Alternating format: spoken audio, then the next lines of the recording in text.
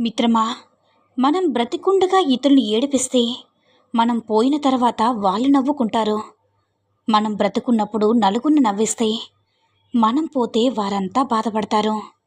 బతికినన్నాళ్ళు నలుగురిని నవ్విస్తూ నవ్వుతూ బ్రతికేయడమే జీవితంలోని మాధుర్యం మిత్రమా. మనిషి పుట్టినప్పుడు శత్రువులు మిత్రులు ఉండరు. అలాగే చనిపోయిన తర్వాత కూడా శత్రువులు మిత్రులు ఉండరు. అయితే మధ్యలోనే మనం చేసే పనుల వల్ల, మన మాట తీరు వల్లే మనకి శత్రువులు మిత్రులు ఏర్పడతారు మిత్రమా.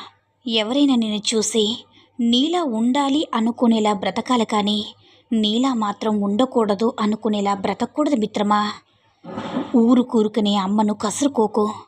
ప్రపంచమంతా నిన్ను కసురుకున్నా హక్కును చేర్చుకునేది అమ్మ మాత్రమే మిత్రమా. ఆకలితో ఉన్నప్పుడు దొరకని అన్నం, అలసిపోయినప్పుడు దొరకని నీడ, దుఃఖంలో రాని బంధాలు, కష్టంలో రాని స్నేహాలు, చనిపోయిన తర్వాత చూపించే ప్రేమ అన్నీ వ్యర్థమే మిత్రమా.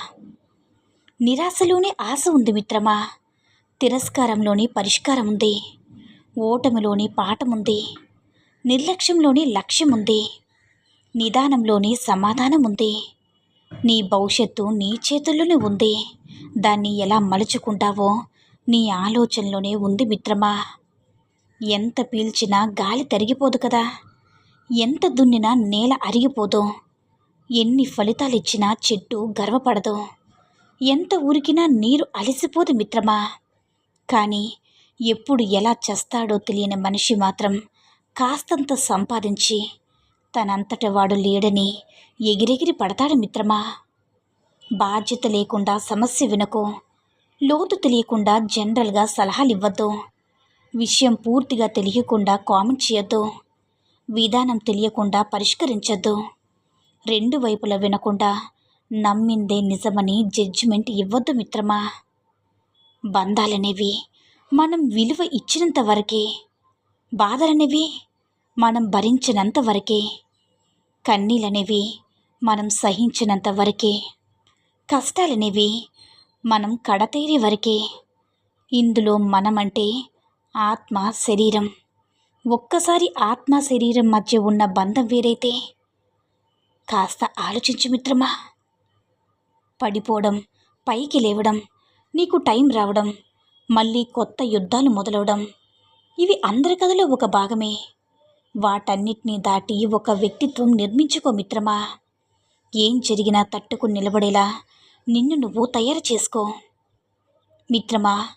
విలువైన వాటిని దేవుడు నీకు ఇచ్చే ముందు కొంచెం ఆలస్యం చేస్తాడు.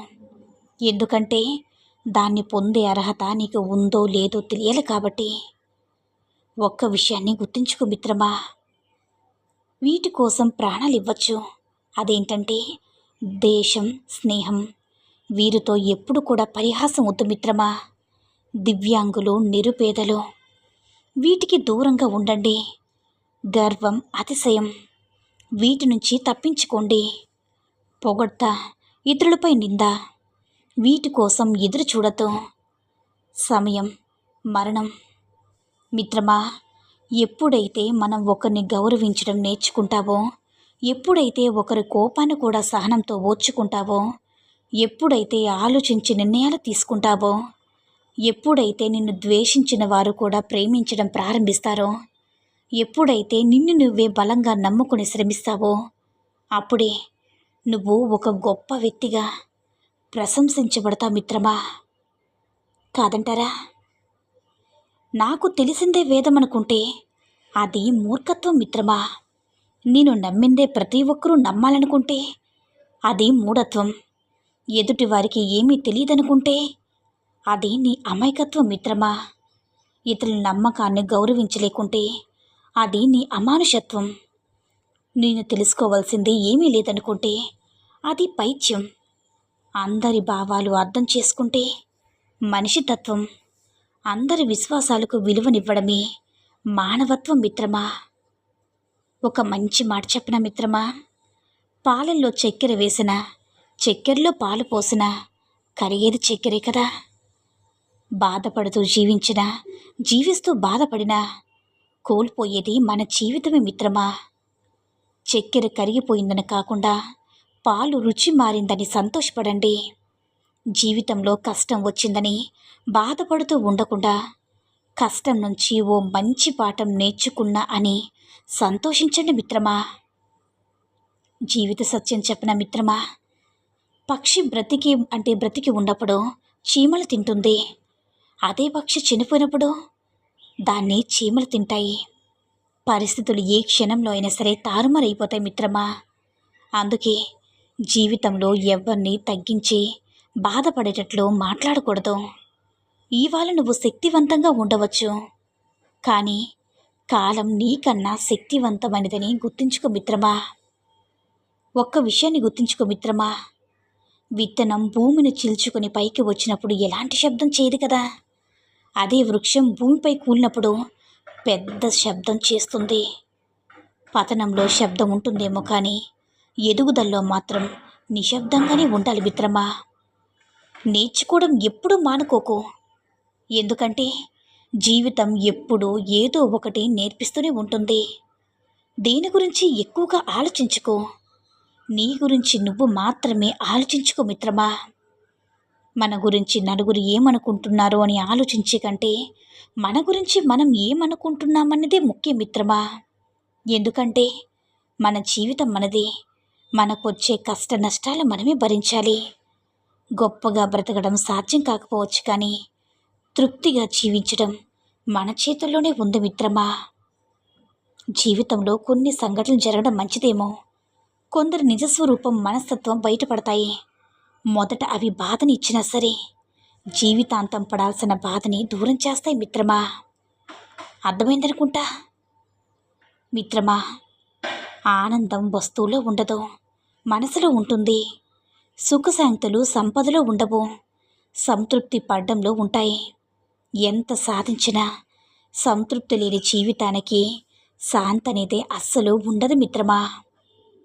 కాలంతో కరిగిపోయే ఆస్తుల కోసం రక్త సంబంధికులను వదులుకోవద్దు.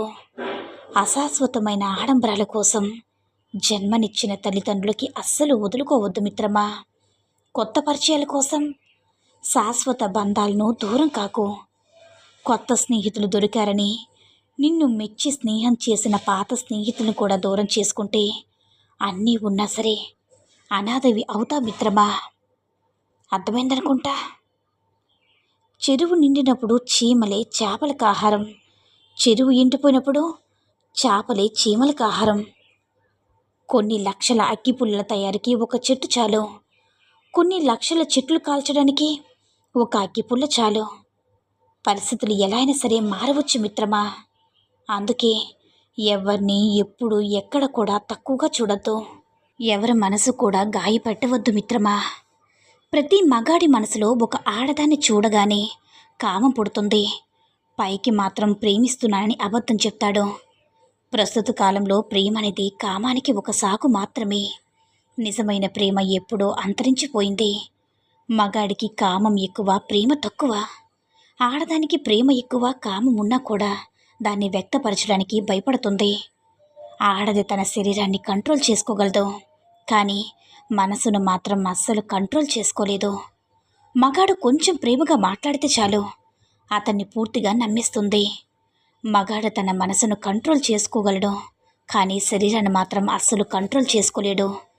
ఆడదాన్ని బయట జారితే చాలు ఆమెకి ఇట్టే లొంగిపోతాడు. ఉంచుకున్నవాడు ఎప్పటికీ కూడా భర్త కాలేడు మిత్రమా.